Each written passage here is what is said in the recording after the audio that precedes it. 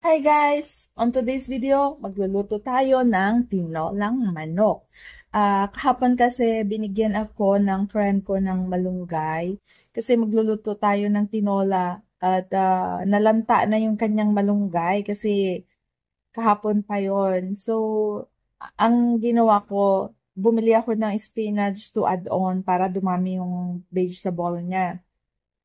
At may papaya din akong binili na i-add. Tapos, yung tinolang yan ay ipapakain din sa bagong panganak.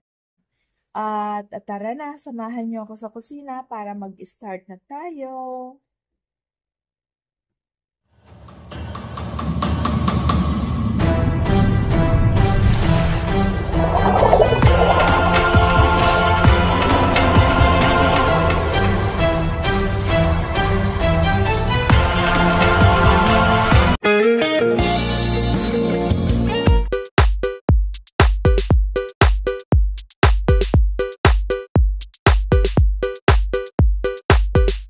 In this recipe, I have to prepare the following: the spinach, malunggay leaf or moringa,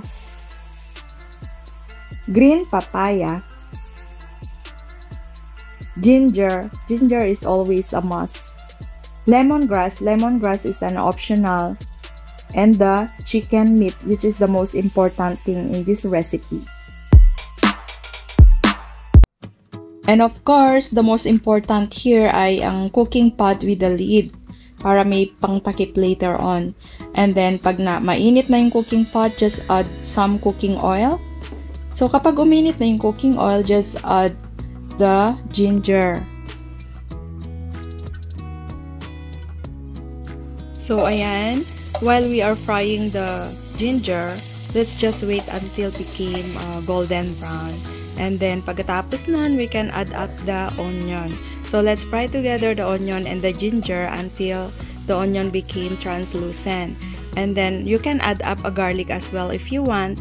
But here, I added the lemongrass. Lemongrass has a lot of health benefits. It may help with digestion, reduce inflammation and pain, and also to fight infections. Ayun, ilagay na natin yung chicken meat. So, isama natin sa frying yung chicken meat. Huwag muna natin siyang lagyan ng tubig hanggang sa maluto sa sarili niyang tubig mismo. Ayan, ganyan lang muna. And then, after that, we can add up some black pepper. Just add some black pepper. And then, takpan na lang muna natin pagkatapos niyan para ma-absorb lahat ng katas niya. Ayan. Saka na natin haluin pagka naluto na siya sa sarili niyang katas. Ayan, haluin natin ng ganyan. Ayan. Tapos, lagyan natin ng water. Yung water ay depende yan sa inyo kung gaano kayo katakaw sa sabaw. Ako kasi matakaw ako sa sabaw, so I added a lot of water. Ganyan. Hindi lang siya 1 litro, baka nga 2.5 to 3 liters. So, habang niluluto ko yung, or pinapalambot ko yung, yung chicken, prepare ko naman yung papaya. So, yung papaya ay medyo hinog na siya kasi nga wala naman ibang papaya at the moment. Pero, ang kagandahan ng papaya na yan, medyo hinog-hinog. Kapag niluto mo siya ay medyo manamis-namis yung sabaw. Ang mahalaga, hindi pa siya yung malambot talaga. So, hihiwain ko siya ng maliliit in slanting cut para yun yung ilalagay ko mamaya, ihahalo ko. So, nakikita nyo naman dyan na hindi naman siya malambot pa. Medyo hinog lang siya pero masarap pa rin ihalo. Kaya okay lang na ganyan din. Pwede rin green na green dahil yan lang yung available ko. So, ganyan nga yung hiwa. At sunod naman ay yung malunggay. Yung malunggay ay ang pinakamahirap sa lahat. Ayaw na ayaw ko pero no choice dahil nga ang malunggay ay isa sa mga pinakamasustansyang gulay sa buong mundo. So, lalo na sa mga bagong panganak or gusto nila mag-produce ng milk. Kaya ito ay lulutuin ko para lamang sa mga bagong panganak na kultura. So, ayan na nga, Sinunod ko naman yung spinach. So, tinanggal-tanggal ko yung mga tangkay at puro mga leaf lang ang kinuha ko. Pero sineparate ko yung tangkay kasi gusto ko mamaya na gamitin din. So, ayan, puro leaf lang muna. At ang gagawin ko, yung tangkay na i-separate ko ay babalatan ko ngayon. Ayan. Gagamitin pa rin natin para hindi masayang. So, hiwain ko siya ng mga ganyan and then babalatan ko para hindi siya yung matigas kainin kahit na niluto na natin. Kasi sayang masustansya din yung spinach. Ayan. Walang nasayang para sa akin. So, ganito na nga yung style. So, ayan. After that natapos ko na lahat ng i-prepare yung mga gulay na kakailanganin. So, malambot na yan kasi mga 1 oras or mahigit nang kumukulo siya. So, lalagyan na natin ngayon ng pampalasa. Yan ay patis. Pero hindi pa yan sapat mamaya yung lasa kasi napakadami ko ng nilagay na tubig. Kasi nga, masarap ang sabaw niyan. Pagkatapos, titikman mo kung enough yung lasa, pero definitely hindi yan enough sa dami ng sabaw. So, I can add up more, asin. Yeah. So, I added some salt. Hindi ko siya inalatan kasi you can just use, patis kapag, pagka kailangan mo ng sausawan naman. Ayan. So, para sa akin, okay na siya. Hindi ko siya nilagyan ng betchin. Kasi nga, ayoko. So, ilalagay na natin ngayon yung papaya, yung orange papaya. So, pakuluan lang natin yung papaya, takpan. So, pag medyo malambot na siya, pwede na natin ilagay yung tangkay ng spinach. Kasi nga, medyo matigas din yung tangkay ng spinach na yan. So, after a while, pwede na rin yung spinach ilagay. Ayan. So, napakadaming gulay niyan. Sobrang sustansya na niyan kasi ang daming gulay. O, diba? Masarap. Halu-haluin lang natin ng konti or iurong natin pababa. Pagkatapos niyan, malunggay na. 1 kulo lang. Dapat patayin na natin yan para hindi siya ma-overcook. So, ayan na nga. Takpan lang natin saglit. 1 kulo lang. Patayin na natin yan. So, ganyan na nga siya.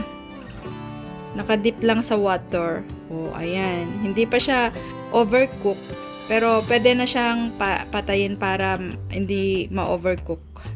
Ayan. Transfer na natin sa lalagyan at atin pong i-judge kung masarap yung pagkaluto or yung lasa.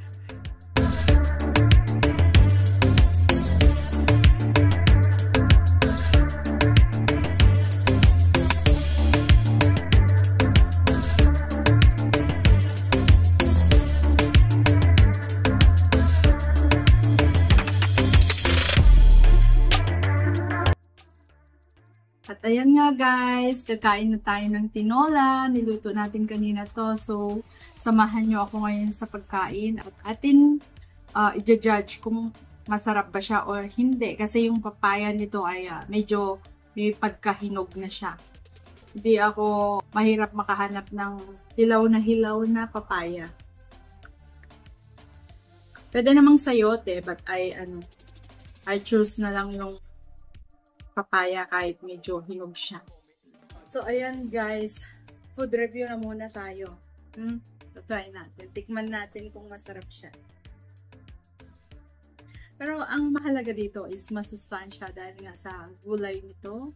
So, kailangan natin siyang kainin kasi yung gulay ang mahalaga rito. Of course, chicken din lahat.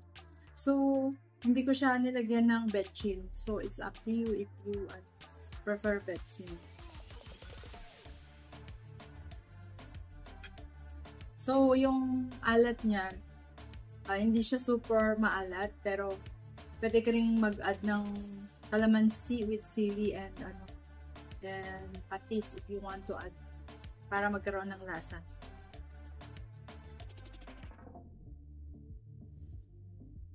Siyempre, may rice ako.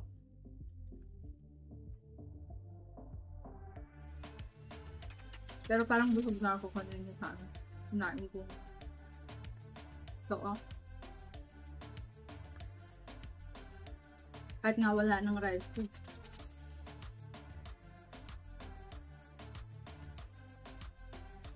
Magpapak lang ng gulay.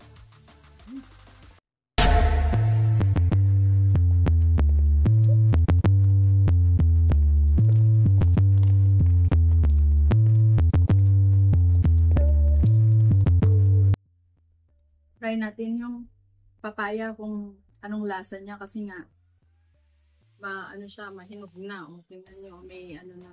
Ay, nalaglag.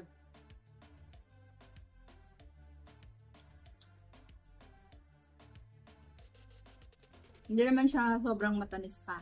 Pwede pa siya.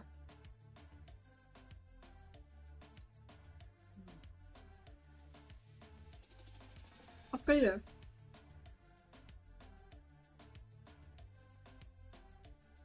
Kahit wala ng kanin actually ito kasi nga may meat na siya, may papaya, kasi marami pang vegetables. Pero nag-ready lang ako ng rice in case na gusto ko.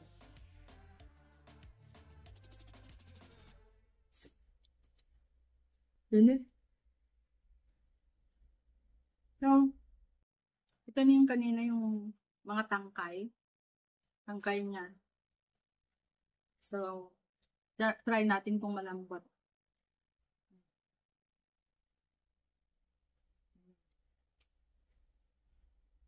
Malambot kasi, alam mo, hindi ko nilagay siya lahat kasi tinamad na akong magtanggal ng mga balat niya.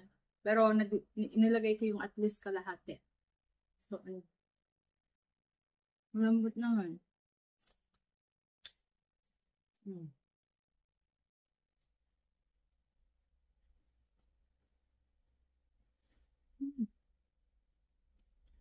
Sa ganito kasi panalo ang sabaw. Lalo na kapag yung bloated ka. Maganda to kasi kapag bloated dahil may ginger din siya. So, napakasarap niya. Kapag may ginger, at least lumalabas yung mga ng tiyan mo, habag.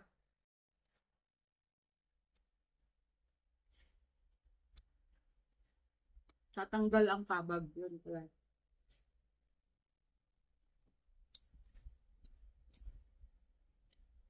Sobrang lambot nitong chicken kasi nga, isang oras ko siyang pinakuluan. Habang kasing nagpe-prepare ako ng mga gulay, nakalaga na siya. So, masyadong malambot siya. Kaya, konting kagat mo, talaga siya. Malambot.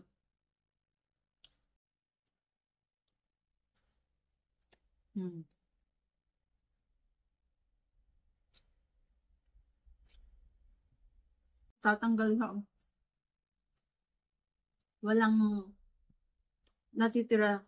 Buto na lang talaga matitira sa aso nito. Kasi sobrang lambot.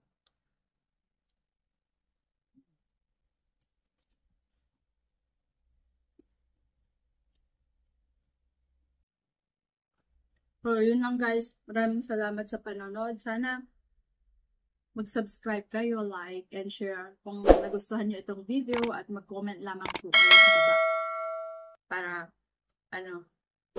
whenever we have time, mag-upload tayo ng video at kung ano yung gusto nyong makita sa channel ko, try natin gawin.